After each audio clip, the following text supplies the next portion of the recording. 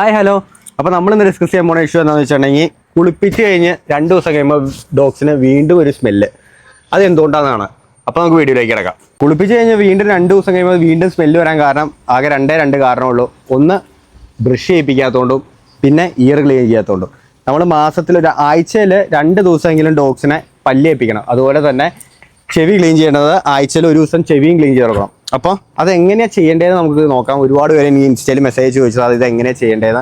അപ്പോൾ ആ വീഡിയോയിലേക്ക് നമുക്ക് കിടക്കാം. ഞാൻ യൂസ് ചെയ്യേണ്ടത് ഈ കോക്കോറഷിൻ്റെ കേട്ടോ. ഇത് ഞാൻ പണ്ട് തൊട്ടേ യൂസ് ചെയ്തുകൊണ്ടിരുന്നത്. ഇത് എന്നാന്ന് വെച്ചിട്ടുണ്ടെങ്കിൽ ഇതൊരു കോക്കനട്ടിൻ്റെ ഒരു രുചിയും കോക്കനട്ടിൻ്റെ ഒരു മണമൊക്കെയാണ്. അപ്പോൾ ഇവന് ഭയങ്കര ഇഷ്ടം അതൊക്കെ കണ്ടാ. അപ്പോൾ അതിൻ്റെ കൂടെ നമുക്കേ ഇതുപോലത്തെ ഒരു സാധനം കൂടെ കിട്ടും. ഇതൊരു ബ്രഷ് അതേ കാണിച്ചു തരാം. ഇത് ഇങ്ങനെ ഒരു ബ്രഷാണ്. ഈ ബ്രഷ് നമ്മളിങ്ങനെ കയ്യിലേക്ക് ഇത് ഇങ്ങനെ ഇടുക. ഇങ്ങനെ ഇട്ടിട്ട് ഇതങ്ങ് തുറന്ന് അനങ്ങായിരുന്നേ തരില്ലാട്ടാ. ഈ ബ്രഷ് നമ്മളിങ്ങനെ തേക്കണം. ഇതിനുള്ളിലേക്ക് ആ കോക്കനട്ട് ഇട്ടിട്ട് ഇങ്ങനെ തേച്ച് കൊടുത്തു കഴിഞ്ഞാൽ